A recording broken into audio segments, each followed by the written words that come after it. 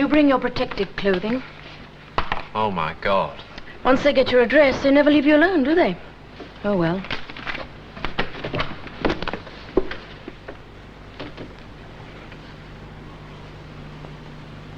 Oh, God!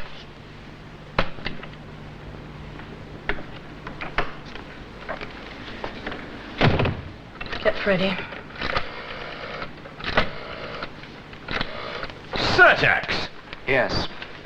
Well, I sent him a stinking great check a couple of months ago, big enough to refloat the World Bank. That was for Schedule D. We'll have to bloody well wait. I haven't got the money. Well, the surtax department will wait, but it'll also charge you interest while it waits. Well, where the hell do they think I'm going to get it from? Freddie, can't you just nip round to them and have a word with them? Easily. They're usually very charming and understanding people, but I'm afraid they'd say they're only implementing the law as it stands. Oh, yes. Didn't Eichmann say that? And it is, in fact, a tax you must have been aware of on money you've already received. Last year? Nevertheless. Freddie, for God's sake, we're living in a 6% inflationary spiral. It costs me more each year to run my business to achieve the same turnover. To increase it costs twice as much. To run my business this year, I've got to use money I earned last year, which has already decreased in value. And by the time I get this year to the place where I was last year, there's not a lot left to effect any increase with. And if I don't effect an increase, I'll go under. But if I do effect an increase, I'll be taxed on it again. So can't you just nip round to them and explain to them that when I finish doing all this, there's damn all left for the bastards? I could. They're clearly expecting you to hit some jackpot, the big deal. Oh, yeah. So where's their risk? They'll still charge you interest until you do pay. When I was a lad, there was a big slogan, export or die. They had a big exhibition about it, as I remember. And if they had it now, they'd have to change the slogan. Make it export and die, by slow strangulation. I remember that exhibition. Yes, and I bet you learned a lot, Freddie, the shape of things to come. I think the world is run by accountants now. We do all the work, and you live on our agony. Well, it's a very well-upholstered agony, Joe. Now, what exactly do you have in the pipeline? Real contracts, not just optimism. Not much. So, we have to find you some money, do we?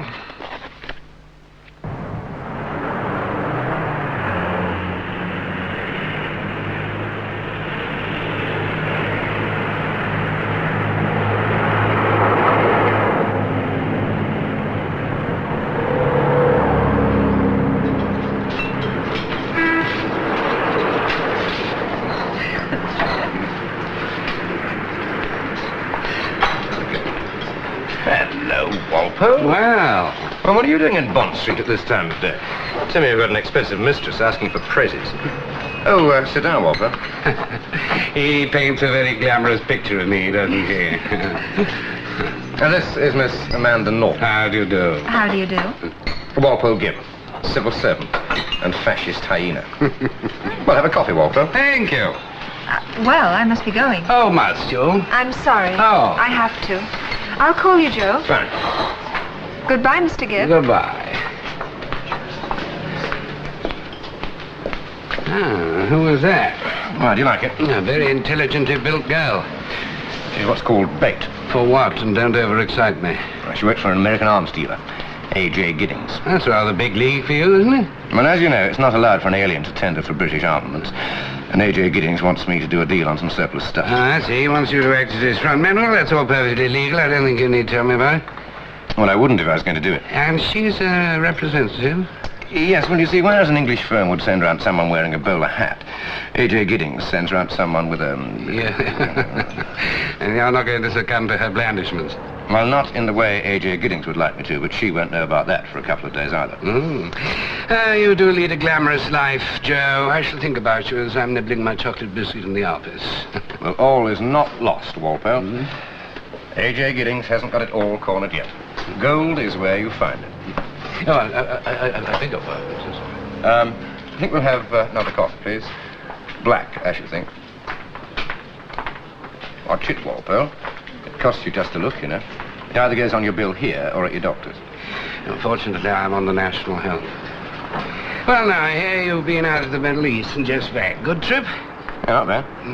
Well, see, it's like that. Well, don't say anything if you don't want to. Come on, Walpole. You know where I've been and who I've met. All I'm trying to do is to keep the sun from entirely setting on British heavy engineering. I hear you called in at Sabat on your way back. Yeah. You do a lot of things, don't you? Do your mother call you Big Ears? No, she called me Walpole, actually. Do any business? A little bit. Not much to write home about. No, I don't suppose Rashid will be too happy to hear you've been selling arms on his longest frontier. Won't worry him. Anything over .22 millimeters aimed in his direction worries Rashid. Then he starts worrying us. I doubt it. I wish I had your confidence. Oh, that's all nice. They come from the model agency across the road. You come here for the torture, do you? No, there are more urgent things in life than that. Look, Walpole, I don't want to spoil your view, but you don't have any friends in inland revenue, do you? Has anybody? Think they might have business I bring into this country that they can be persuaded to soft pedal on me a bit until things loosen up. Are you being done? No, I think castrated is more the word you're looking for. On top of which, I got the back payments on the mortgage of the villa in Malta. Oh, you're making me bleed, Joe. The agony of a villa in Malta. I don't suppose your department's open to bribery, is it? Unfortunately, no, or I'd have a villa in Malta. Well, Portugal, actually. I don't mean accepting them, I mean handing them out. Why don't you bribe me to go out and do a bit more business on behalf of the economy? Can I borrow your new Jag to go round and suggest it? I don't know. This country is going to sink under the mire of your lack of imagination, Walpole. Yeah, I know, that worries me a lot, too, sometimes, but I try and live with it insofar as my limited income will allow. But another thing that does worry me is if you can't pay your tax bills, why do you come to Bond Street for your coffee? I believe the treat is on you. I'll tell you what, Walpole, we'll go Dutch, shall we? The Dutch have always had a very sound economy. Yeah, they're not a lot of friends. Walpole, you make things easy for me, and I'll buy you one of those for Christmas. Couldn't afford to run it.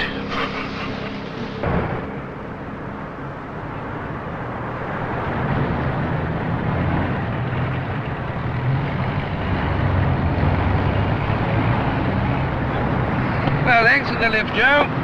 Give him my love. I'll do that. God, that bloody eagle gets bigger every day.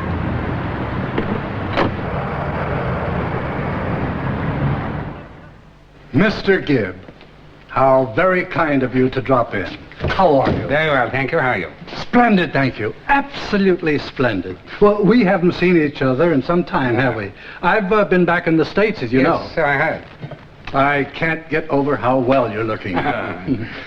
Oh, I'm terribly sorry. May I introduce two colleagues of mine? Mr. Kronberger Very pleased to meet you, Mr. and Mr. Kronpacker. My pleasure.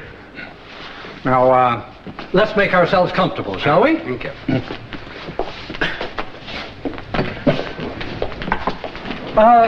Can I get you some tea? No, thank you very much. Or, anything? Not to me. Ah, well, this is nice. This is very, very nice. I can't get over how well you're looking. No, really? Well, you're looking very fit yourself. Ah, well, I make a fetish of it. Kronberger and Krumpacker here. I'm sure they won't mind if you just want to call them Sam and Walt.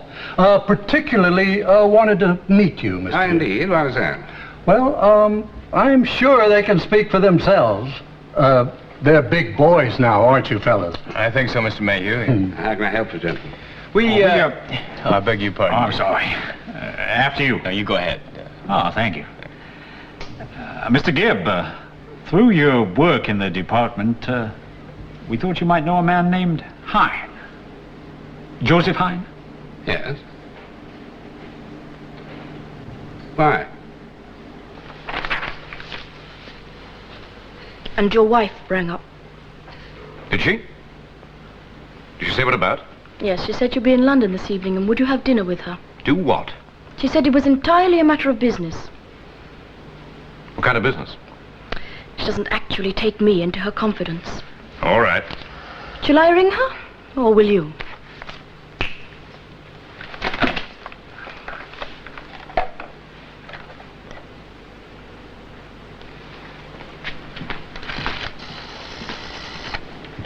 You realize, Mr. Gibb, that we look on this entire area of the Middle East as being very, brittle, very, Tender? Right.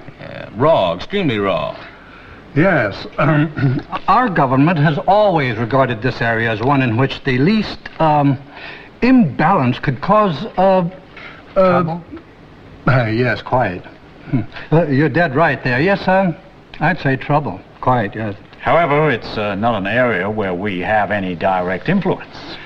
This is purely an amiable discussion, Mr. Gibb, and I'm sure that you can understand our government's position in this matter. Oh, quite. However, Her Majesty's government has no particular... Sabat figures very deeply in our thinking in this sphere.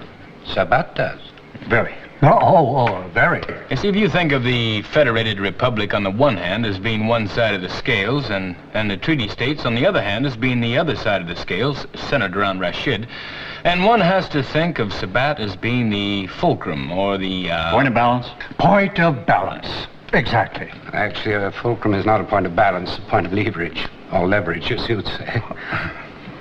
Well, whatever point of whatever it is, the point of issue is this. We feel that it would be of no particular advantage to anyone at all that arms, over and above the agreed amount, should at this point in time be sold to Sabat. Now, we feel that very strongly, Mr. Gibb. Now you do. Mr. Gibb, have you any idea why Mr. Hine visited Sabat this week? None whatsoever. He tells me almost nothing. We might as well be married. He is a dealer in weapons. Fully licensed. And therefore comes under your controls, your departments. No. I beg your pardon? No. He's a freelance. He works through us, with us from time to time when he's selling British. But we don't control him. Influence, assist, watch, obstruct him, but not control. Well, Sabat's hardly the kind of country you go for the scenery unless you're heavily hooked on sand dunes. Hooked on sand dunes, that's good, Walt. Presumably the majority of the weapons he sells are manufactured in this country. To a great extent. After all, my department exists to promote the sale of weapons manufactured in this country. We're looking for a little cooperation here, Mr. Gibb. I must repeat, Her Majesty's government has no fixed policy as regards Sabat. Her Majesty's government does have interests in the treaty states where we do have influence. Please don't try and lean on me, Mr. Kronpacker. My department... Come, gentlemen. This is an amiable discussion. No one is leaning, Mr. Gibb. Now, what are we here for? We're here to talk. Isn't that what we're here for? Well, then let's talk. As friends. Well, then, perhaps Mr. Gibb could tell us if Mr. Hine, to his knowledge, has accomplished any deal in weaponry with the Sabat government. To my knowledge, I believe he has, yes. And what would that be for, I wonder? I know as little as you do. He has to be called off, Mr. Gibb. Or there'll be hell to pay both in Whitehall and in Washington. And then we'll all be on the mat. Oh, dear. Dear me. Well, I suppose you could try and buy him off. Come to think of it, he has got income tax problems.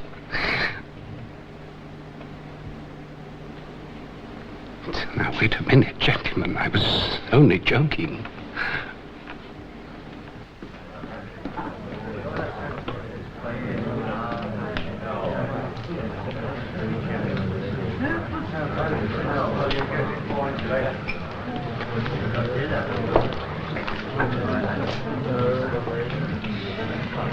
Hello, Walpole. Bit of pay rise. I only ever seem to meet you in the more expensive places these days. Oh, I sometimes drop in for the nuts. I can't really afford the drinks. You going to buy me one? Does being in the civil service make you mean, Walpole, or do you have to be mean before they'll take you on? Well, you see, the present government is insisting we cut expenditure. Oh, I see. Charles, 2 scotches, please, and make one of them very, very small. Yes, Mr. Hine. I'm glad I ran into you, actually. There's a comedy act from Washington after your blood. Well, they can't have it. I'm using it. Who are they? They're called Kronberger and Krumpacker. They're members of Equity. They want to meet you. Well, tell them not to bother blacking out for it and to bring their own music. What are they? CIA? I had a feeling they were DIA. DIA? They're starting to extend themselves a bit recently. I ran into a couple of them in Sabat. Did you indeed? No, thank you. Well, therein may hang a tale. Why, is that what it is? Something like that. I gather Pentagon policy at the moment is that Sabat should remain as a hollow vacuum between the two political groupings. But even the Americans must know that nature abhors a vacuum. Things rush in to fill it up. Are they going to rush in to fill it up? At the moment, I think they want to leave it as a gap. Oh, I see. I believe that when I see it. Do you know, I think that the Americans learnt their foreign policy from that little Dutch boy. Little Dutch boy? The little Dutch boy who saved his country by sticking his finger into the hole of the dike. The Americans can't see a gap anywhere without getting to work with their busy fingers. They're going to lean on you. They're very serious. Are they? Well, so am I. Next time you see them, would you tell them that whereas they may be international idealists doing it for the best of possible reasons, I'm just a poor local capitalist doing it for the money. I didn't have the benefit of liberal education that makes me question my own motives. As a matter of fact, I'm meeting them here for dinner. Are you? Would you like to meet them? Walpole, I don't think you do just come here for the nuts, do you? We're very sorry, Mr. Gibb. We kept you waiting. We got held up. Queue for taxis. Outside the Hilton, the traffic. My God, the traffic. We're awfully sorry. Oh, not at all. Now, let me... I'd say Variety Artists Federation. May I introduce you to Mr. Kronberger? How do you do? And Mr. Krumpacker. My pleasure. This gentleman is Mr. Hine. Oh, well, that's very nice. Very nice. Good. Well, it's nice. That's nice, isn't it? I always like it when it's nice. Now, can we get you both a drink? Well, it's Walpole's round, actually. Scotch, Mr. Gibb. Mr. Hine, Scotch. Sit down, gentlemen. Thank you.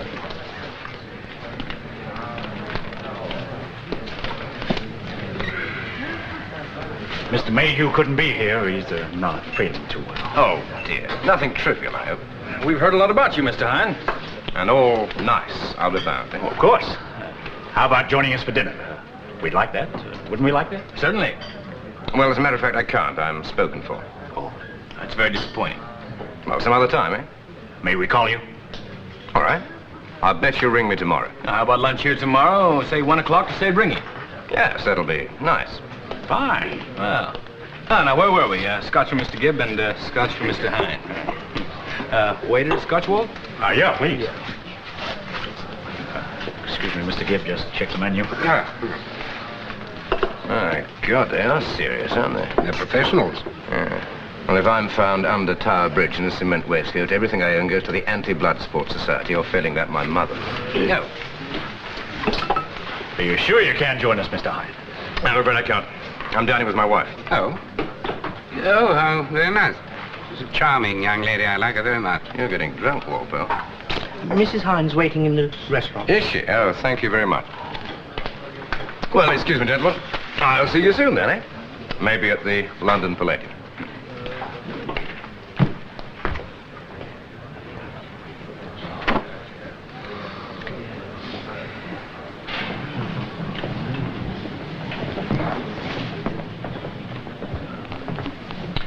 Well, what would you like for starters? I think I'll have avocado. Avocado? No. No avocado, Mr. Hine. They are too hard. I'm not buying them. They're too hard. Next month, okay. Not this month. Why don't you have stracciatella? Why don't you have stracciatella? No. I think I'll have melon. Melon? 2 melon, 2 steak Diane, medium rare. I bring you some vegetables. Good. Let's have some Valpolicella now, shall we? Certainly, sir. Have we ever been able to get avocado here? I don't think he'll get up in the morning to buy them. Like he can never get your name right. Too hard. But Mr. Hine. Well, it was nice of you to ask me to dinner. Not at all. Why? I have to come down to London. I don't like eating on my own. Why do you have to come to London? I have to see our accountant. Oh, Freddie. Why, have you got financial problems? No, I just wanted to see him. He rang me. What about? Just to see how I was getting on. Oh, good. And how are you getting on? Fine. We open the new branch on the 1st of next month. You keep this up, they'll be calling you the takeover queen of Manchester. With 2 offices. Well, 2 could soon multiply. Has been known. Yes. That's fine, just pour it out. Will you? How are you doing? Great. Oh, need I ask? Well, it was nice of you to ask. You wouldn't say if you weren't, would you? Not to me, anyway. Well, you know, I'd tell you anything. Anything but the truth. I thought I always tell you the truth. Oh, you only lie about the unimportant things. Like what? Like how well you're doing.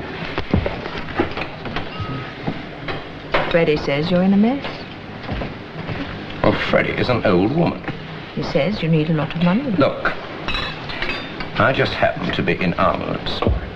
I'm not in estate agencies or employment agencies. There are so many people out of work that you're in a growth industry. I've just got a bit of pressure on from an unfortunate quarter, that's all. He says you need about 25,000.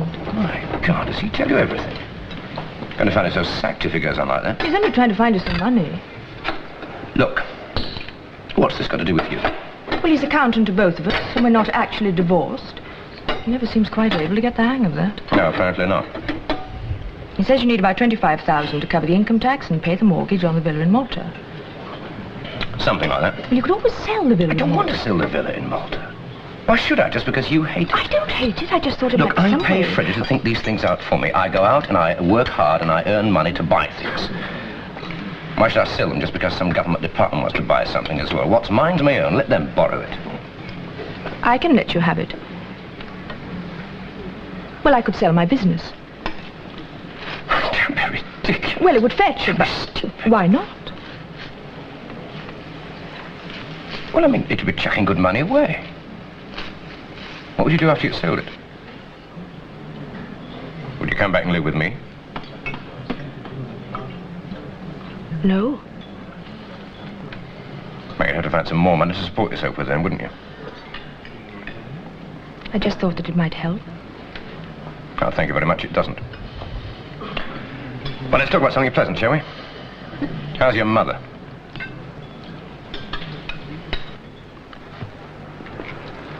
Thank you. Well, that was a very nice lunch. Thank you very much, gentlemen. Not at all, thank you. We've been very interested in hearing your views on the Middle East, Mr. Hine. Good. Fascinating. Yeah, I'm sure we're going to get along just fine. Now, perhaps you'll call us tomorrow about your decision. Sure. Cheers. Cheers. You know, this must be my lucky week. Why is that? Well, everybody I've had a meal with so far has offered to give me £25,000. And it's only Tuesday.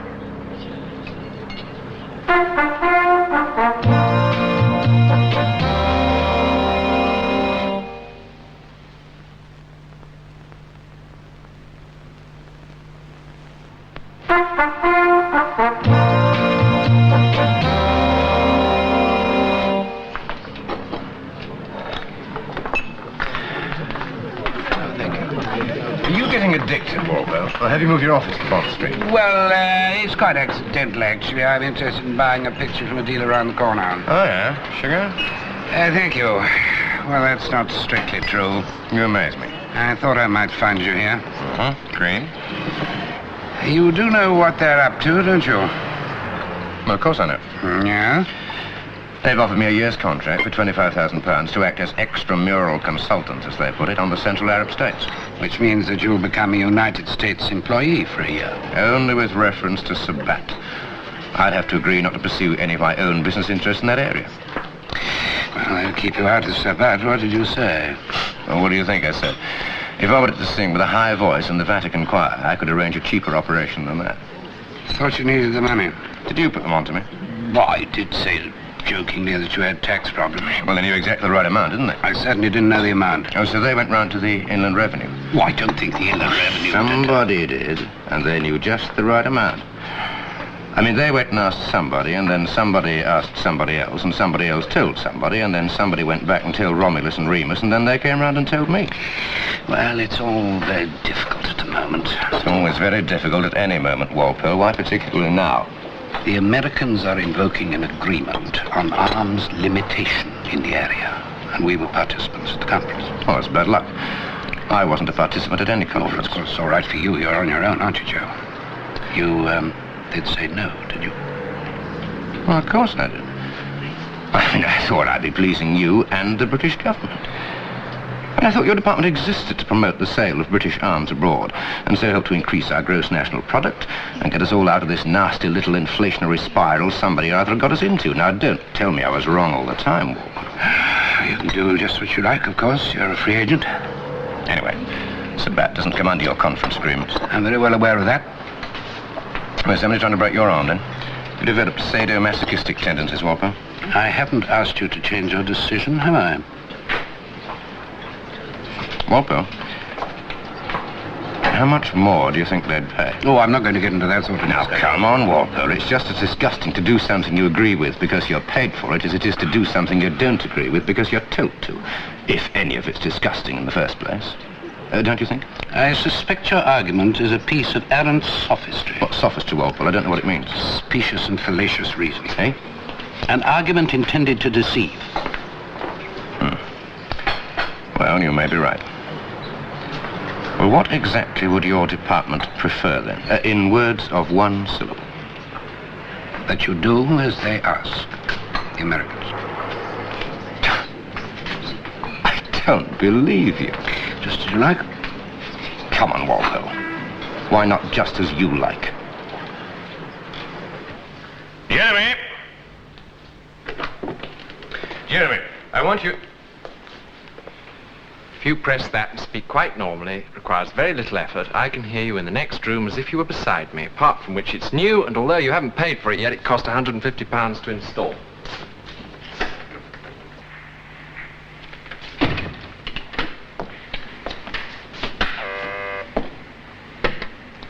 Yes, Joe. Jeremy, you're going to Sabat. Can you leave today? Sue, get a return ticket to Sabat. First possible plane, returning Friday. Why?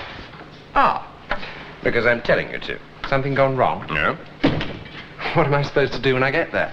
Well, do anything you like, as long as you call on Sheikh Arullah. To say what? Oh, you're very good at conversation, Jeremy. Ask how he is. Remark, perhaps, that you hope he's keeping well and that the weather is very clement in England at the moment. Hope his wives and mistresses are well. And then what? And then go back to your hotel. Have a meal, have a drink, if you can get one. Read a book until it's time to sleep, unless you can find a woman, which I doubt you will out there. Have some breakfast, and then get the first plane you can back. I suppose you know how much a first class... Oh, I'm going first class. Oh, first class? How much a first class ticket costs? Yes, roughly. You're trying to get rid of me or something? No, I love you very much. Why? Well, we're only supplying Sheikh Arullah with a few hundred piddling crates of ammunition. The profit on that can't be much more than 800 or 900 quid. Yes, I know that, Jeremy. Well, a first-class ticket plus hotel bills is going to knock a bloody great hole in that, isn't it? Might mean we make no profit at all. Exactly. Well, are you going to be able to get packed in time? I see. Excuse me, Jeremy. Yes, Sue. I've got a seat on the plane leaving at 4:30 and one back on the 5:30 on Friday. Good. And have you got a dress clean and ironed you could wear to a cocktail party this evening? Yes. Good. I'll pick you up at 6. Oh, and Sue, send this thing back, will you? It's too civilized. But off you trot, Jeremy. Pick up your clean knickers. And Jeremy, if anybody asks you where you're going, make absolutely certain that you tell them.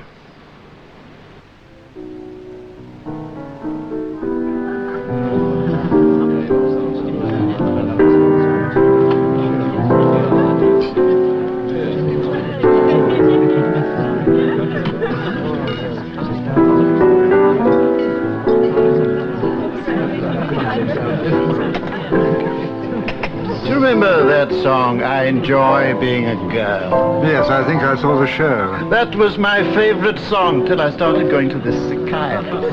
Actually, I'm very fond of my psychiatrist. They say it's perfectly normal.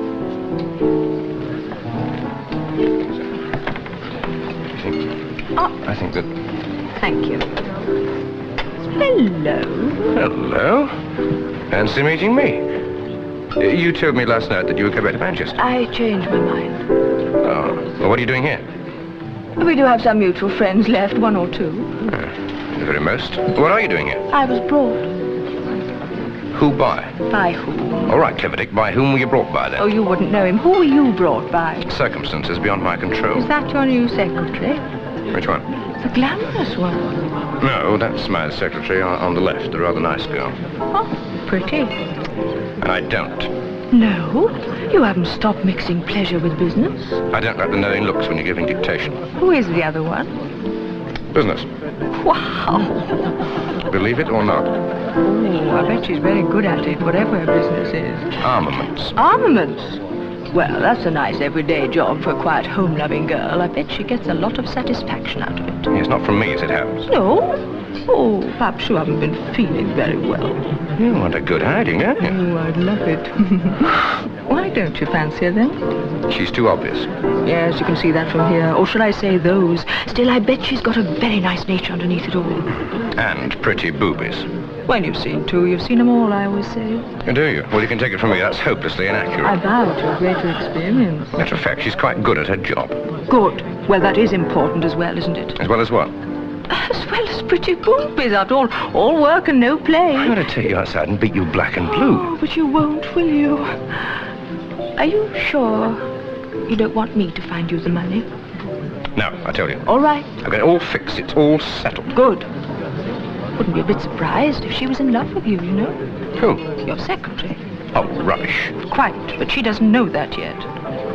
Look, who did you come with? Nobody, just somebody I know. Nobody. I don't ask you who you got the money from, do I? Joe, this is nice. We didn't know you were going to be here. Oh, well. Surprising things, parties. You never know who's going to turn up, do you? Ah, you brought your friend, I see. Well, this is my wife, Mr. Crumpacker. I'm delighted, Mrs. Hine. I'm Kronberger, actually. Oh, yes, that's Crumpacker. Is your wife here, Mr. Berger. No, I'm afraid that wouldn't be possible, Mrs. Hine. Or the children? And the fact I move around the world a lot, yeah. Oh, yes, I know Mr. Cronenberger, a traveling man. Yes, well, look, I just have something to discuss with Mr. Kronberger. Cronenberger?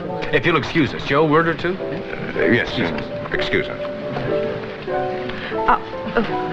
Thank you.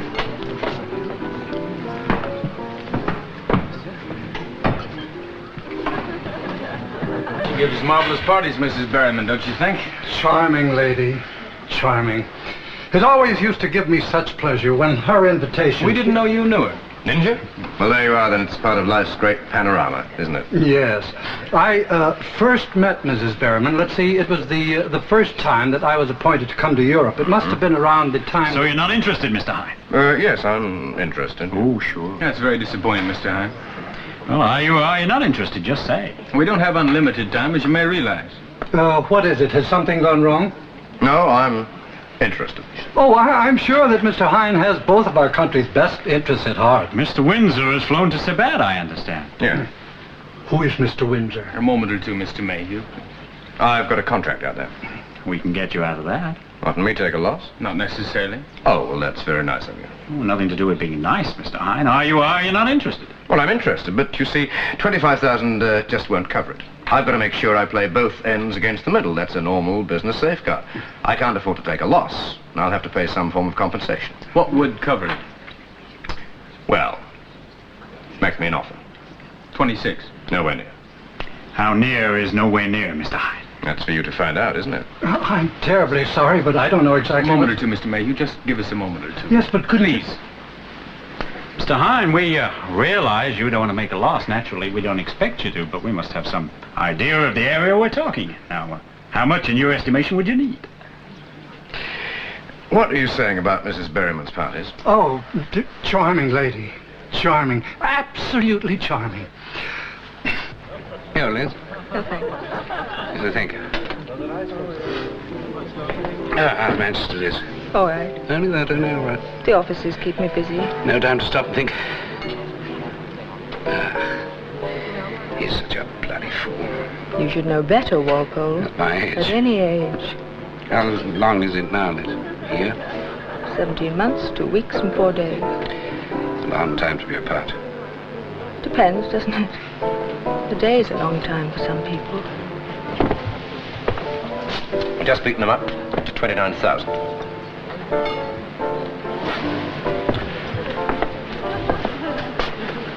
Well, how about that? Aren't we the clever fella? What's up with you? Got it all tied up, haven't you? No, you brought Liz, Walpole. I wish I had. Oh, I'm sorry. I should have known. It's business. Oh, no, Liz. Excuse me.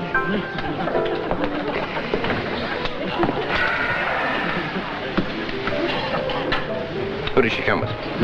No, I'm a clue. Oh, come on, cheer up. They're being very realistic. Realistic? Give you nearly 30 times what you'd have made on the deal? You don't know that, Walpole. You know a lot of things, a lot more than you let on sometimes, but you don't know that. I'm not far out. Well, look, it pays off my surtax. It pays off the arrears of the mortgage of the villa in Malta. And I've beaten it up to a profit. If you recall, I didn't ask you to do anything.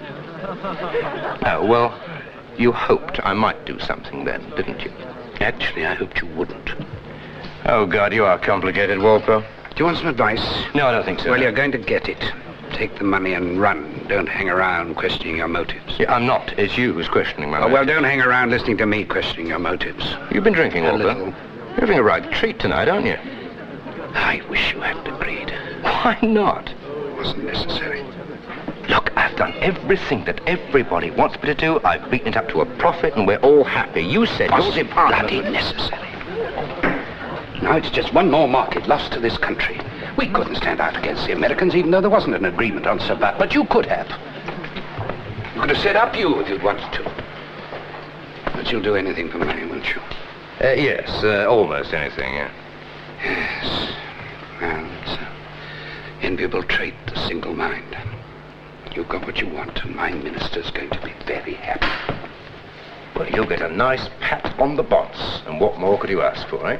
So it's all turned out very nicely, hasn't it? Oh, ecstatic. Come on, cheer up, Walpole. Now they put civil servants back on the honours list. You might well be looking forward to a touch of the Arise Sir Walpoles in a year or two. I'll be willing to lay any odds that you'd wangle one first. It looks as if they're all leaving. Good night, Walpole. Good night, Liz. Oh, what are you doing now? I'm leaving. All play and no work just means everybody else keeps questioning your motives. Sue, you going? I'll run you home.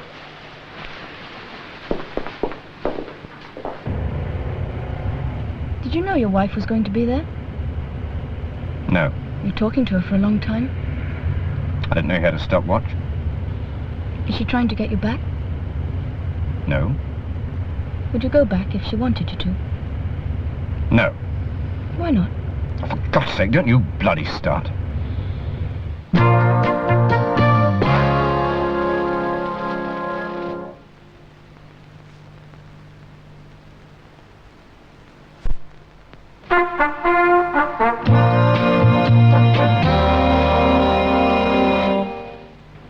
I see.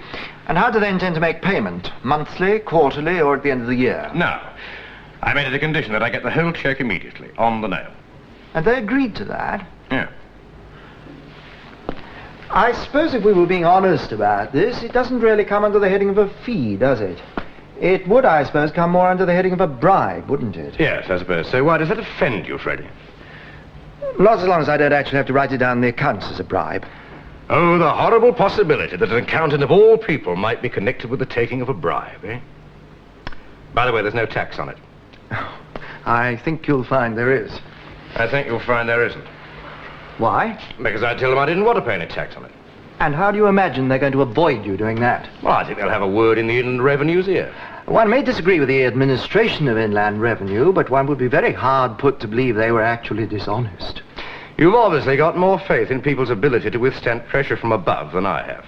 And do you think the Americans will bring pressure to bear? No. The Americans will pay the tax themselves.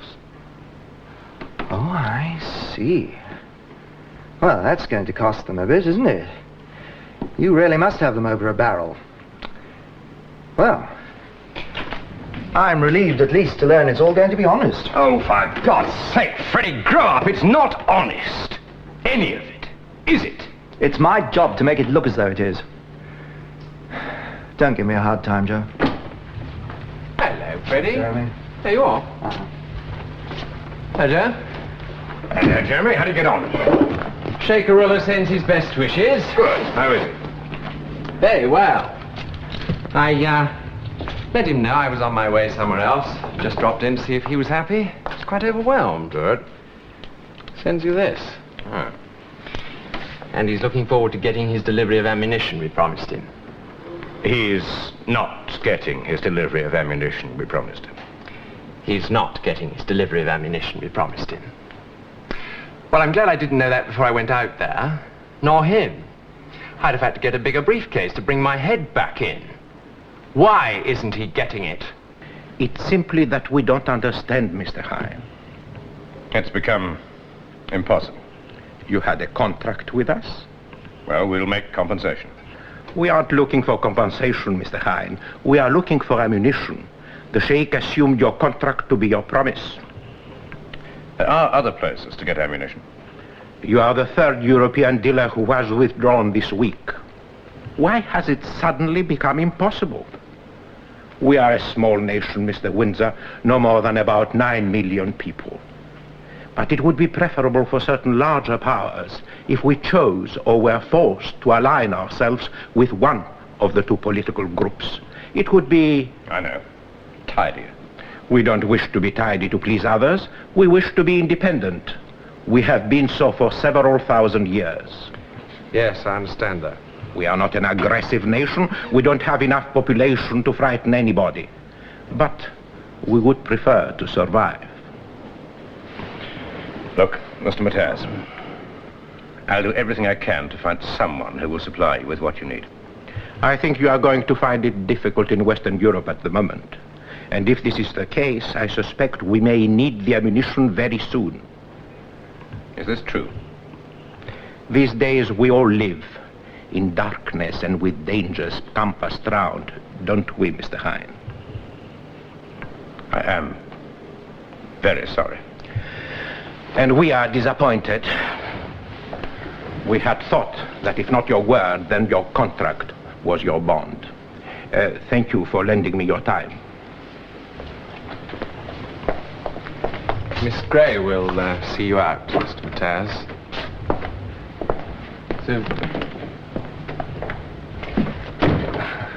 Yes. All right. Well, that's somewhere else we can't go back to. All right.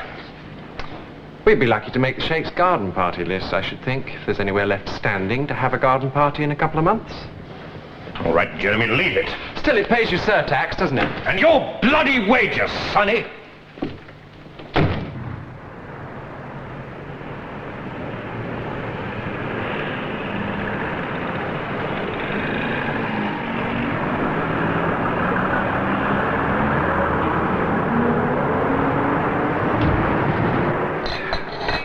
Oh, hello. I see. Coffee? Well, thank you for keeping my table for me. Not at all. I've come to like it here. Oh, another coffee, please, and one for me, and a slice of that delicious chocolate gâteau. You did say you'd buy me one of those, didn't you? Haven't cashed the check yet. Oh, haven't you? I would if I were you. Well, what are you so cheerful about? Well, you never know with sudden unexpected wealth. It may be fairy gold and turn to dust by morning if my grandmother was to be believed. Including everything in Fort Knox? Have you seen the Heavenly Twins recently? No, I haven't. Why? I just wondered. Ah, thank you, my dear. Ah, that's nice. Thank you. Thank you very much. Pretty girl, isn't she? I should think she has a very nice nature, among a lot of other things. Why didn't you tell me that all the European independents had been warned off this Sabbat thing? I wasn't allowed to. Anyway, I didn't know myself till halfway through. How did you hear about it? Mataz from the Sabbat consulate came round to see me. Oh, did he? I don't suppose you're very popular out there, are you? Nor did you tell me what the game was. I didn't know that till halfway through either. That was when I tried to hint that you should not join in. But I don't suppose I would have done if I'd known. It's too late now. If Sabbat is eliminated, we've all done our little bit to help, haven't we? Why did you ask me if I'd seen Kronberger and Krumpak? Take my tip and cash that check. Why? They're very, very angry with you, dear boy. Why? Because you cost them 10 times as much as anyone else to buy off. No one was doing any particular business out there, but you led them to suppose that you were doing an enormous deal. I did have a deal. Oh, shoot crates of ammunition. Well, I had a deal. That's their problem. Ah, I bet they'll just love paying for that villa of yours. They'll probably come and spend their holidays with you. Well, they can't renege on the check. I've got it, and it's certified. You have signed the contract, have you? Yes, I have. Then, as I warned you, you are now a United States employee. Well, aren't you? I wonder why they've asked me round to have a drink with them before they leave this evening. To give you your orders, dear boy. I'd be like to be there for that.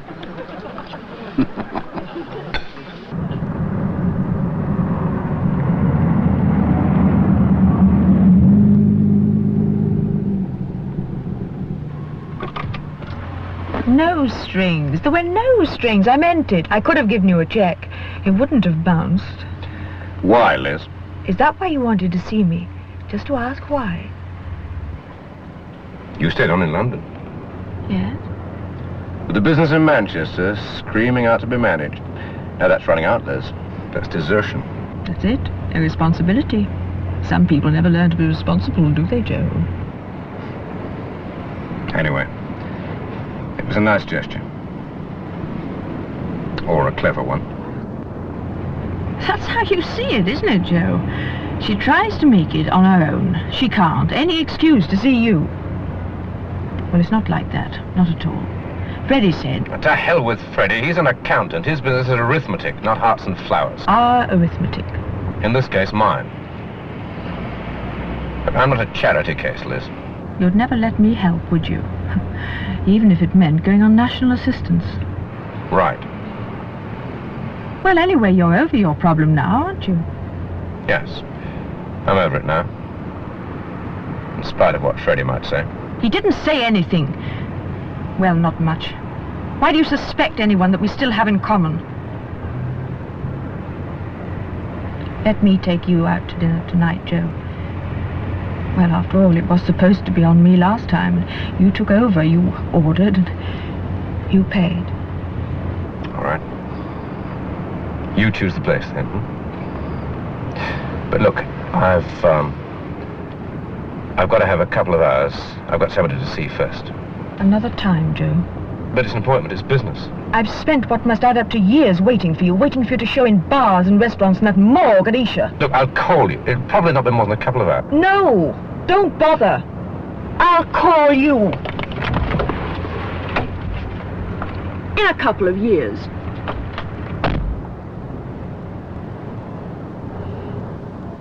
Mr. Hine?